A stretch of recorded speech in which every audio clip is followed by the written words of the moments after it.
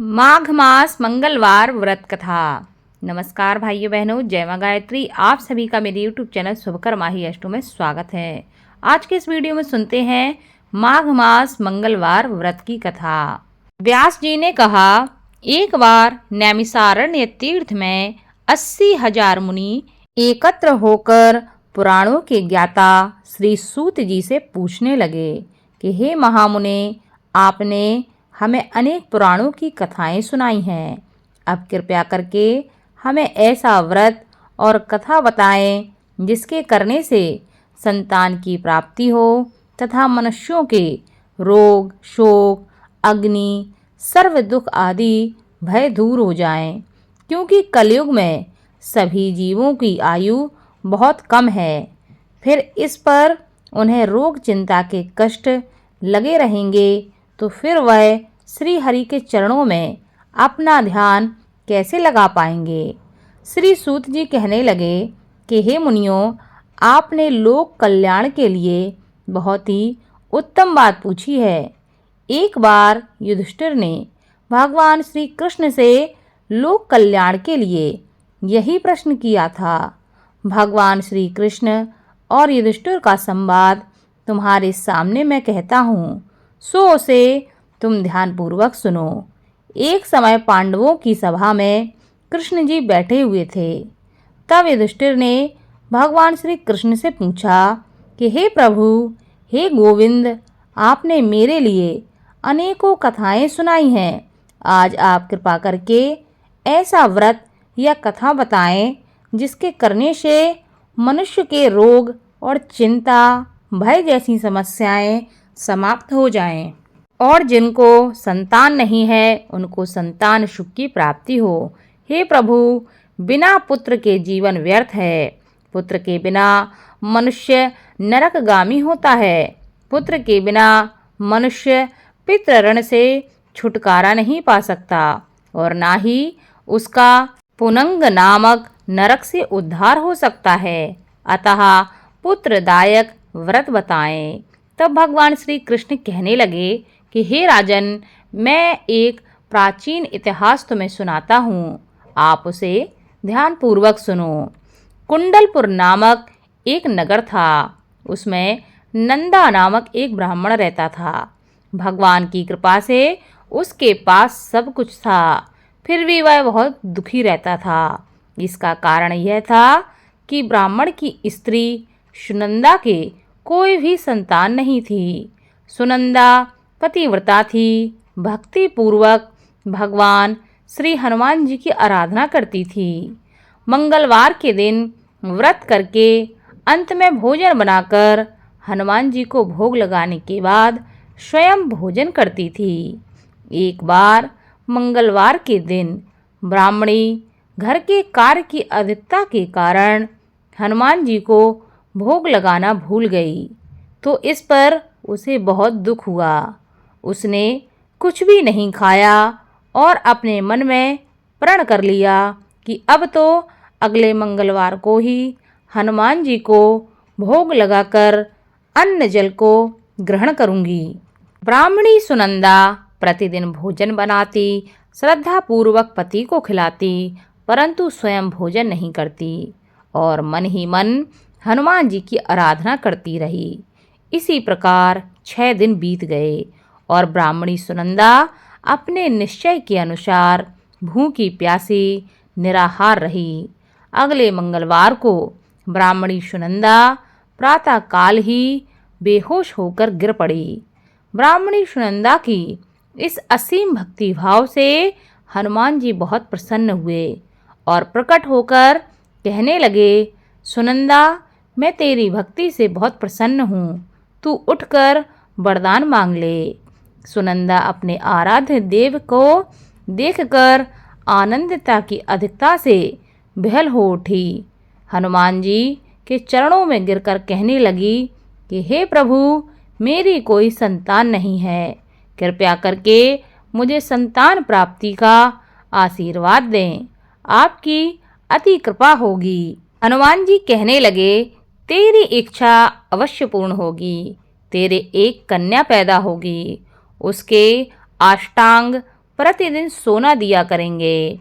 इस प्रकार कहकर श्री महावीर जी अंतर्ध्यान हो गए। ब्राह्मणी सुनंदा बहुत ही हर्षित हुई और सभी समाचार अपने पति को बताया। ब्राह्मण देव कन्या का वरदान सुनकर मन ही मन बड़े दुखी हुए, परंतु सोना मिलने की बात सुनकर तो बहुत ही प्रसन्न हुए। विचार किया कि ऐसी कन्या के साथ मेरी निर्धनता भी समाप्त हो जाएगी। हनुमान जी की कृपा से वह ब्राह्मणी गर्भवती हो गई और 10वें महीने में उसे बहुत ही सुंदर पुत्री की प्राप्ति हुई। यह बच्ची अपने पिता के घर में ठीक उसी तरह बढ़ने लगी जिस प्रकार शुक्ल पक्ष का चंद्रमा बढ़ता है। 10वें दिन ब्राह्मण ने उस बालिका का नामकरण संस्कार कराया। उसके कुल पुरोहित ने उस बालिका का नाम रत्नावली रखा, क्योंकि यह कन्या सोना प्रदान किया करती थी। इस कन्या ने पूर्व जन्म में बड़े ही विधान से मंगल देव का व्रत किया था। रत्नावली का अष्टांग बहुत सा सोना देता था। उस सोने से नंदा ब्राह्मण बहुत ही धनवान हो गया। वह ब्राह्मणी भी बहुत अभिमान करने लगी। समय व्यतीत होता रहा। अब रत्नावली 10 वर्ष की हो चुकी थी। एक दिन जब नंदा ब्राह्मण प्रसन्न चित्त था, तब सुनंदा ने अपने पति से कहा, मेरी पुत्री रत्नावली विवाह के योग्य हो गई है, अतः आप कोई सुंदर तथा योग्य वर देखकर उसका विवाह कर दें। यह सुन ब्राह्मण कहने लगा, अभी तो रत्नावली बहुत छोटी है। तब ब्राह्मणी कहने लगी, शास्त्रों की आज्ञा है कि कन्या 8वें वर्ष में गौरी और 9वें वर्ष में रोहिणी, 10वें वर्ष में कन्या, इसके पश्चात रजस्वला हो जाती है। गौरी के दान से पाताल लोक की प्राप्ति होती है। रोहिणी के दान से वैकुंठ लोक की प्राप्ति होती है। कन्या के दान से इंद्रलोक में सुखों की प्राप्ति होती है। अगर हे पतिदेव रजस्वला का दान किया जाता है तो घोर नरक की प्राप्ति होती है। इस पर ब्राह्मण कहने लगा, अभी तो रत्नावली मात्र 10 वर्ष की ही है और मैंने तो 16-16 साल की कन्याओं के विवाह कराए हैं, अभी जल्दी ही क्या है। तब ब्राह्मणी सुनंदा कहती है, आपको तो लोभ अधिक हो गया है। लगता है शास्त्रों में कहा गया है कि माता पिता और बड़ा भाई रजस्वला कन्या को देखते हैं तो अवश्य ही नरकगामी होते हैं। तब ब्राह्मण कहने लगा, अच्छी बात है, कल मैं अवश्य ही योग्य वर की तलाश में अपना दूत भेजूंगा। दूसरे दिन ब्राह्मण ने अपने दूत को बुलाया और आज्ञा दी कि जैसे सुंदर मेरी कन्या है वैसा ही सुंदर वर उसके लिए तलाश करो। दूत अपने स्वामी की आज्ञा को पाकर निकल पड़ा। पम्मई नगर में उसने एक सुंदर लड़के को देखा। यह बालक एक ब्राह्मण परिवार का बहुत ही गुणवान पुत्र था। इसका नाम सोमेश्वर था। दूत ने इस सुंदर व गुणवान ब्राह्मण पुत्र के बारे में अपने स्वामी को पूर्ण विवरण दिया। ब्राह्मण नंदा को भी सोमेश्वर अच्छा लगा और फिर शुभ मुहूर्त में विधि पूर्वक कन्यादान करके ब्राह्मण ब्राह्मणी संतुष्ट हुए। परंतु ब्राह्मण के मन में तो लोभ समाया हुआ था। उसने कन्यादान तो कर दिया था, पर वह मन ही मन बहुत ही खिन्न था। उसने विचार किया कि रत्नावली तो अब चली जाएगी और मुझे इससे जो सोना मिलता था वह भी अब नहीं मिलेगा। मेरे पास जो धन था कुछ तो इसके विवाह के पूर्व खर्च हो गया है और जो बचा है वह भी कुछ दिनों में समाप्त हो जाएगा। मैंने तो इसका विवाह करके बहुत बड़ी भूल कर दी है। अब कोई ऐसा उपाय हो कि रत्नावली मेरे घर में ही बनी रहे, अपनी ससुराल ना जावे। लोभ रूपी राक्षस ब्राह्मण के मस्तक पर छाता जा रहा था। रात भर अपनी शैया पर बेचैनी से करवटें बदलते बदलते उसने एक बहुत क्रूर निर्णय लिया। उसने विचार किया कि जब रत्नावली को लेकर उसका पति सोमेश्वर अपने घर के लिए जाएगा तो वह मार्ग में छिपकर सोमेश्वर का वध कर देगा और अपनी लड़की को अपने घर ले आएगा, जिससे नियमित रूप से उसे सोना भी मिलता रहेगा और समाज का कोई भी मनुष्य उसे दोष भी नहीं दे सकेगा। प्रातः काल हुआ तो नंदा और सुनंदा ने अपने जमाई तथा लड़की को बहुत सारा धन देकर विदा किया। सोमेश्वर अपनी पत्नी रत्नावली को लेकर ससुराल से अपने घर की तरफ चल दिया। ब्राह्मण नंदा महालोभ के वशीभूत हो अपने मति खो चुका था। पाप और पुण्य को उसने नहीं सोचा। अपने भयानक व क्रूर निर्णय को कार्य रूप देने के लिए उसने अपने दूत को मार्ग में अपने जमाई का वध करने के लिए भेज दिया था, ताकि रत्नावली से प्राप्त होने वाला सोना उसे हमेशा मिलता रहे और वो कभी निर्धन ना हो। ब्राह्मण के दूत ने अपने स्वामी की आज्ञा का पालन करते हुए उसके जमाई सोमेश्वर का मार्ग में वध कर दिया। समाचार प्राप्त कर ब्राह्मण नंदा मार्ग में पहुंचा और रुदन करती हुई पुत्री रत्नावली से बोला कि हे पुत्री, मार्ग में लुटेरों ने तेरे पति का वध कर दिया है। भगवान की इच्छा के आगे किसी का कोई वश नहीं चलता। अब तू घर चल, वहां पर ही रहकर शेष जीवन व्यतीत करना। जो भाग्य में लिखा है वह होकर ही रहता है। अपने पति की अकाल मृत्यु से रत्नावली बहुत दुखी हुई।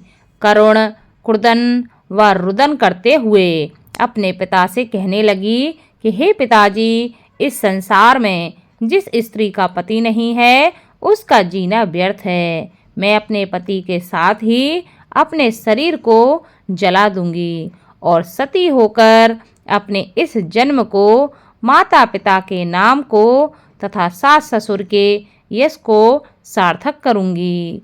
ब्राह्मण नंदा अपनी पुत्री रत्नावली के वचनों को सुनकर बहुत दुखी हुआ और विचार करने लगा कि मैंने तो व्यर्थ में ही जमाई का वध कर दिया और अपने सर पर पाप ले लिया। रत्नावली तो उसके पीछे अपने प्राण तक देने को तैयार हो गई है। मेरा तो दोनों तरफ से मरण हो गया। धन तो अब मिलेगा नहीं। जमाई वध के पाप के फलस्वरूप यम यातना भी भुगतनी पड़ेगी। यह सोचकर वह मन ही मन बहुत खिन्न होने लगा। सोमेश्वर की चिता बनाई गई। रत्नावली सती होने की इच्छा से अपने पति का सिर अपनी गोद में रखकर चिता में बैठ गई। जैसे ही सोमेश्वर की चिता को अग्नि लगाई गई, वैसे ही वहां पर हनुमान जी प्रकट हो गए और कहने लगे कि हे रत्नावली, मैं तेरी पति भक्ति से बहुत प्रसन्न हूँ, तू वर मांग। रत्नावली ने अपने पति का जीवन दान मांगा। तब हनुमान जी कहने लगे कि हे रत्नावली, तेरा पति अजर है, अमर है, यह महाविद्वान भी होगा और इसके अतिरिक्त तेरी जो भी इच्छा हो वह भी वरदान मांग लो। तब रत्नावली कहने लगी कि हे ग्रहों के स्वामी, यदि आप मुझ पर प्रसन्न हैं तो मुझे यह वरदान दीजिए कि जो भी मनुष्य मंगलवार के दिन प्रातःकाल लाल पुष्प लाल चंदन से पूजा करके आपका स्मरण करे, उसको रोग व्याधि कभी न हो, स्वजनों का कभी वियोग न हो, सर्प अग्नि तथा शत्रुओं का कभी भय न हो। जो स्त्री मंगलवार का व्रत करे वह कभी भी विधवा न हो। हनुमान जी तथास्तु कहकर अंतर ध्यान हो गए। सोमेश्वर मंगलदेव की और हनुमान जी की कृपा से जीवित हो उठा। रत्नावली अपने पति को पुनः प्राप्त करके बहुत प्रसन्न हो गई और मंगलदेव और हनुमान जी का व्रत मंगलवार के दिन करके व्रतराज और मंगलदेव की कृपा से इस लोक में सुख ऐश्वर्य को भोगते हुए अंत में अपने पति के साथ स्वर्ग लोक को गई। बोलो मंगलदेव की जय, बोलो हनुमान जी की जय। इस कथा को ज़्यादा से ज़्यादा शेयर करें ताकि आपके साथ साथ आपके अपने भी भगवान मंगलदेव और हनुमान जी की इस कथा को सुन सकें। धन्यवाद।